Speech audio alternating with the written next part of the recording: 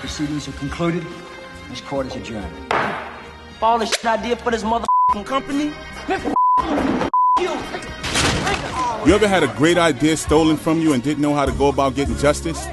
In Charles Ford's The Anatomy of a Corporate Lynching, he takes us behind the scenes of his public copyright and civil rights lawsuit against his employer, Con Edison. In this explosive page-turner, Ford writes of an idea he submitted being taken and used without credit or compensation. In a book where no names have been changed to protect the guilty, Ford details how he stood his ground legally against theft and racial discrimination. Ford's exploration of a corporate lynching attempt inspires readers to pursue justice and fight back legally in the face of corporate opposition and retaliation. The Anatomy of a Corporate Lynching is available on Amazon worldwide in paperback and on Kindle. Find Ford at author Charles Ford on Instagram.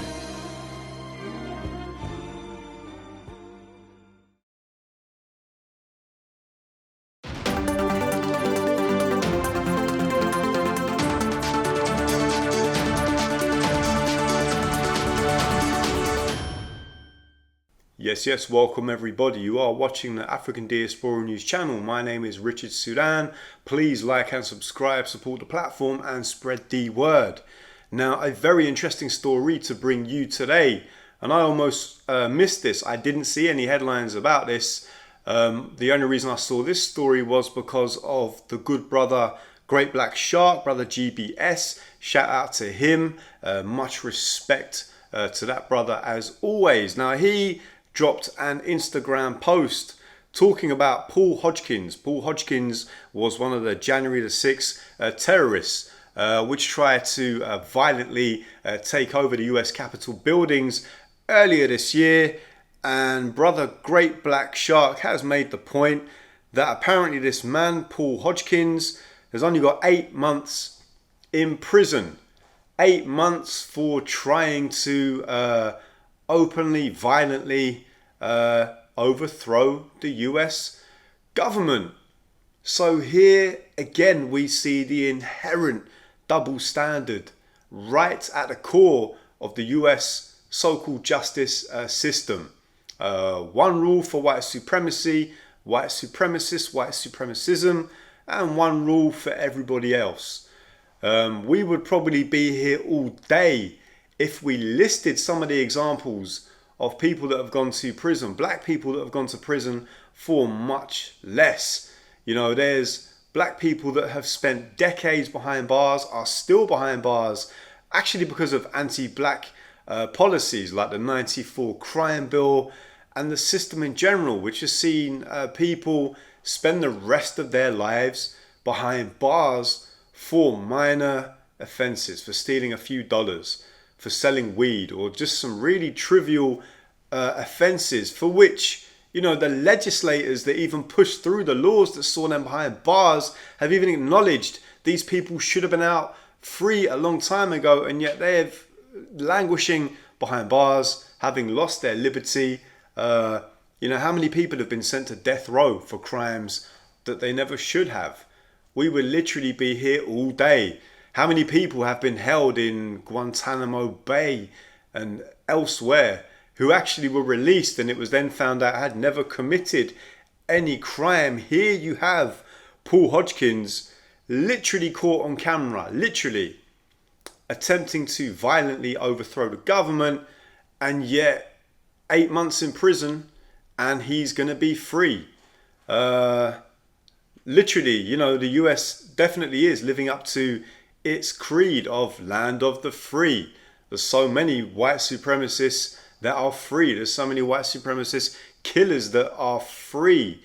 And this is why the entire world more and more is really looking at the US now. And if ever there was a time when the hypocrisy of the US government has been laid bare to the entire world, that time is now. You've got umpteen lawyers, human rights organizations, the United Nations, other countries are calling out the US's hypocrisy regarding the double standard, regarding anti-black racism in the form of white supremacists and others. And I tell you something, the whole fact about black people not being given a hate crime bill, you know, that story is really starting to get wings. And I can tell you, people are talking about it here. So the days are gone where the US is going to be able to really sort of forcibly push that image around the world. But here we go yet again, and I wonder how many other examples we are going to see of white supremacists let off of the hook. I mean, can you imagine if it was 200, 300, 400 black people, or say black Muslims or whoever, lay siege on the Capitol and literally climb up the buildings, breaking into the offices, stealing Nancy Pelosi's lectern, breaking up the place. They probably would have been mown down with machine guns, or goodness knows what else would have happened to them.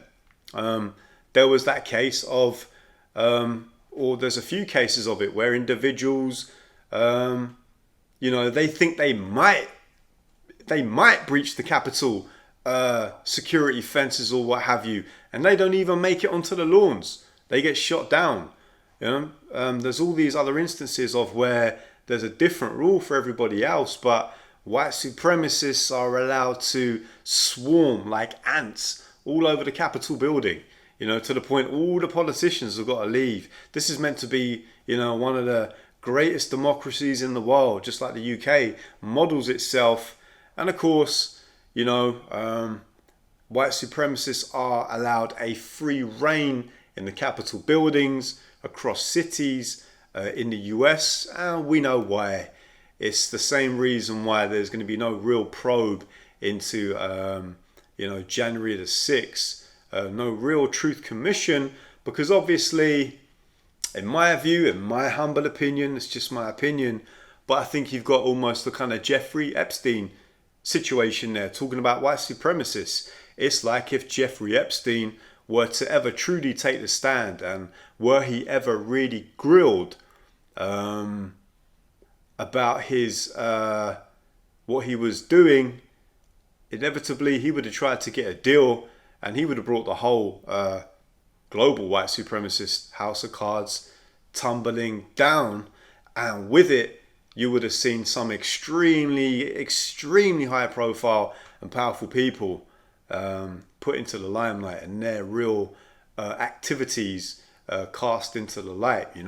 All this in the dark will come to the light eventually, and that's the reason why they couldn't give a probe into January the 6th, because it would have revealed just how insipid, just how close-knit the relationship is between white supremacy and some of the highest echelons of government.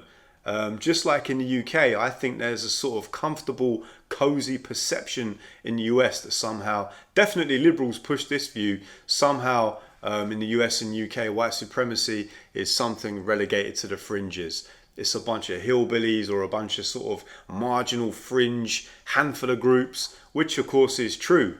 You do have those sorts of groups out there practicing white supremacists, but of course that gives the kind of sort of mainstream liberal intelligentsia, the political establishment, a pass. And we know that white supremacy is deeply embedded into the very thinking, the very core of powerful individuals from across the political spectrum, powerful individuals from across the media spectrum, in all walks of life imaginable. This way of thinking is prevalent.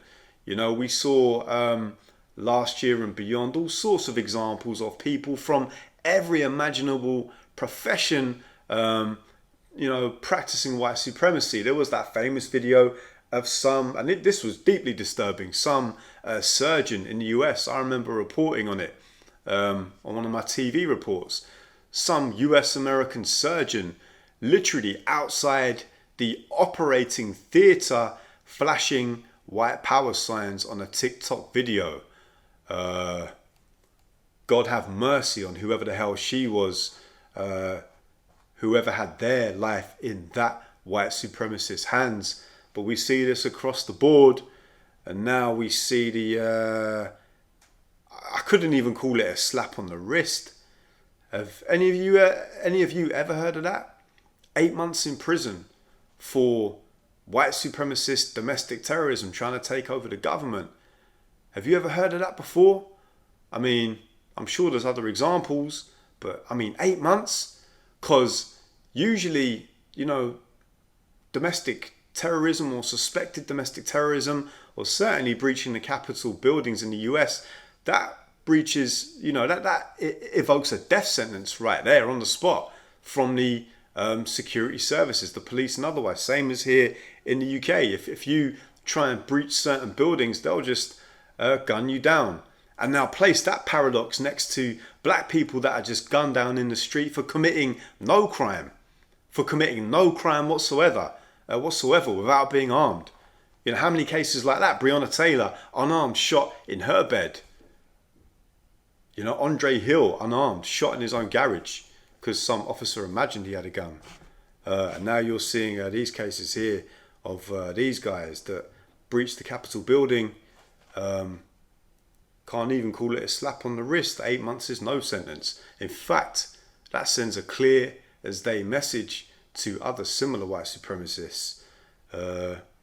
You could go to the top of the chain, commit the most serious offense, and wow, you're only going to get 8 months in prison. That's going to incentivize all the other Paul Hodgkins and all the other Proud Boys and all these other different groups in the US. But yeah, let me wrap it up there. Let me know what you think about this story. Appreciate you tuning in as ever. Hit up the website, sign up to African Diaspora News, and we will see you next time. 250 years of slavery, 100 years of Jim Crow, sharecropping, the Ku Klux Klan, lynchings, bombings, mass incarceration, the separation and destruction of the black family. All of that has had an effect on our mind. Our mind needs to be decolonized. We today are experiencing mental slavery, not physical slavery as once our ancestors had to endure. In my book, 7 Steps to Decolonize the Mind, we take you through every step to start releasing the chains that's on your mind. He or she who controls the mind controls the person. It is in a vested interest of the white supremacist system to keep your mind bogged down in a mental slavery, throwing entertainment, throwing drugs, throwing alcohol, anything they can at you to keep you bogged down. You got to free yourself from mental slavery by purchasing our book, 7 Steps to Decolonize the Mind, today on Amazon.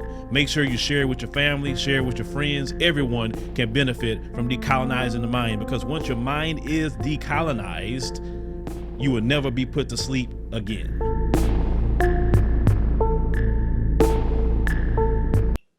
Hello, everyone. Please make sure you subscribe to the African Diaspora News Channel app on these platforms.